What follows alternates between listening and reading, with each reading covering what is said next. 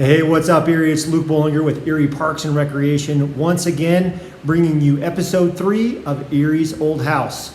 Let's get into it.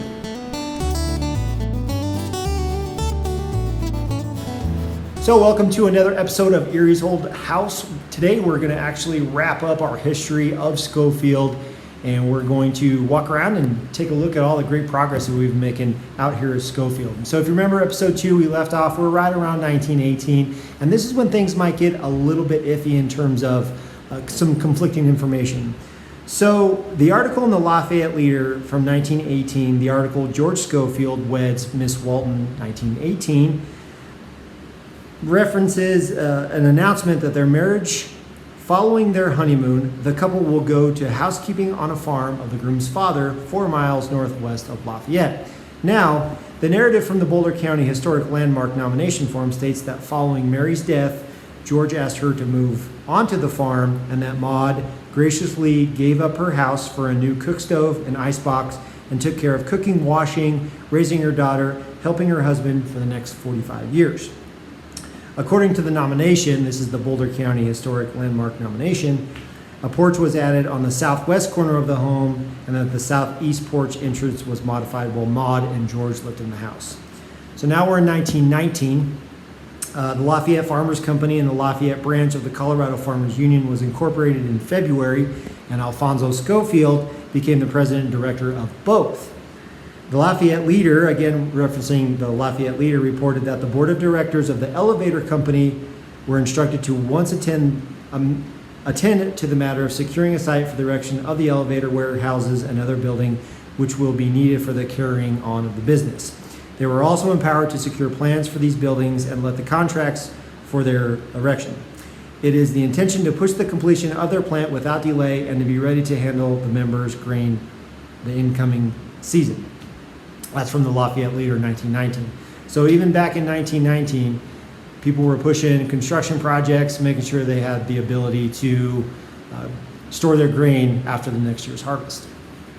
All right, so George and Maud officially incorporated Schofield Farm on December 7th, 1923. They worked very hard and almost lost the farm during the Depression, but the thought is that their diversification into egg, chicken, and dairy farming allowed them to save the property and continue operations, right? So they had cattle, cows, the cow milk operation out at the barn, and then of course we have the hatchery and the chicken coop, which are on site as well. George and Maud's only daughter, Louis Marie, married Joseph Joe Aloysius Distell on September 22nd, 1939. The farm continued operating under George and Maud until George's death on March 24th, 1965. Since Maud was 65 and unable to work the farm on her own, she decided to sell. Okay, after they sold the house in 1965, the first owners unfortunately had a fire that damaged the living room and the east gable end of the house. And if you remember, I think it was in episode 1, and I'll show you again today, you can actually still see the effects of that fire in the existing brick and the existing wood in the ceiling here on the first level.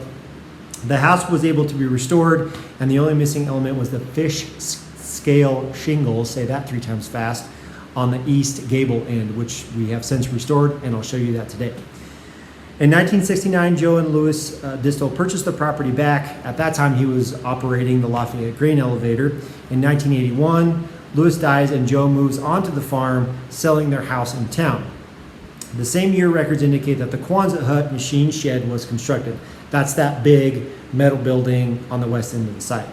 On August 2nd, 1982, Joe remarries Eva, and the two continue to own and operate the farm together until Joe's death in 2007.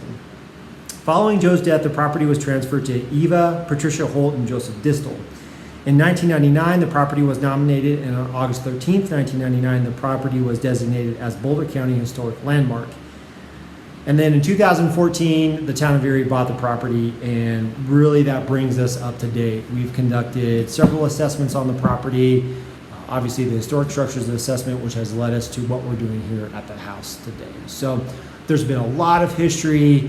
A lot of things have happened on this farm, and it really excites me to see the progress that we've made and the progress that we're going to make in order to bring this amenity really full circle and bring it to the public. So let's take a look around the house and check out what we've done so far. Okay, so we're still on the first level here, and I want to show you, these are the barn doors that are going to go over that opening right there. One will be static and one will be able to be pulled open and closed. We're going to use this as kind of a pseudo conference room, but we really wanted to capture the character around the rest of the site. So we looked at the barn and we followed that model. So super cool. They're under plastic right now because we're actually undergoing drywalling right now. So they're being protected, but can't wait till these go in. So real quick, before we move to the rest of the first floor, you see up here, this is some of the effects of that fire that I mentioned in 1965. So you remember this wall, a lot of these walls had studs exposed. You've seen those in previous episodes. Well, now we're starting to drywall those. So we're gonna get going on a lot of the drywall. Here's the break room. We're making great progress on the break room. Here's our first floor restroom, which has yet to be quite finished, but that'll be one of the last things that we do. And then here is the first floor, kind of office space.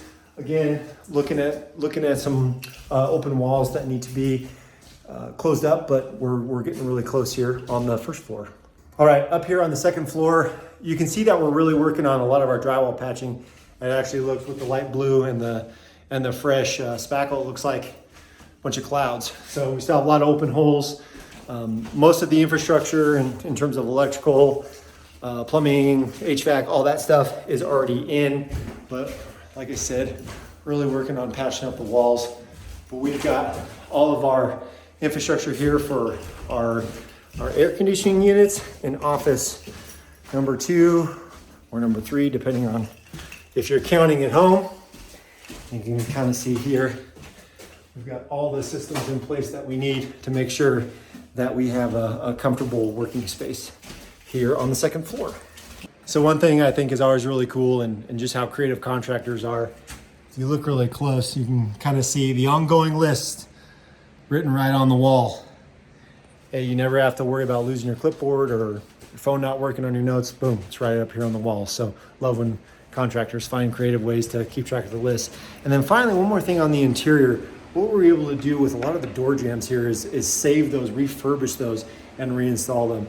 And you can kind of really see how beautiful it is. And we were able to do the same thing with the floors. Here's a closet space, which we basically removed these, took them outside, sanded them down, and refinished them. They're gonna look great. Once everything is installed and painted and the barn doors are up, it's gonna look really nice in here. So let's head outside. All right, so a lot has gone on outside, I think, since episode 2. We have the ADA ramp that leads us up to our porch here. That's gonna get poured here in the next few days. And the porch reconstruction is ongoing. These are these fish scale gable ends that I was talking about. You can see the level of detail. I'll try to zoom in a little bit. Oh, I can't, sorry, I don't know how to use technology. But anyway, you can really see the level of detail on those fish scales. Once everything is painted and installed, those are really gonna pop. There's a better view of the porch. We're on the east end of the house right now. You see we've got all new windows in, maintaining the energy efficiency. And you're probably saying, like, why is there more dirt dug up here? Right now we're digging the trench for the electrical conduit that will make sure that we have power, not only feed this building, but the entire site. One final thing I want to point out. So we're on the south elevation right now, and right behind this window here is our kitchen space, where you can kind of see the bottom of the original window. And we can't take this all the way down because of the internal plumbing that's now inside the house, but we elected to keep this bottom window block here to show the full extent of the window, which looks something more like that.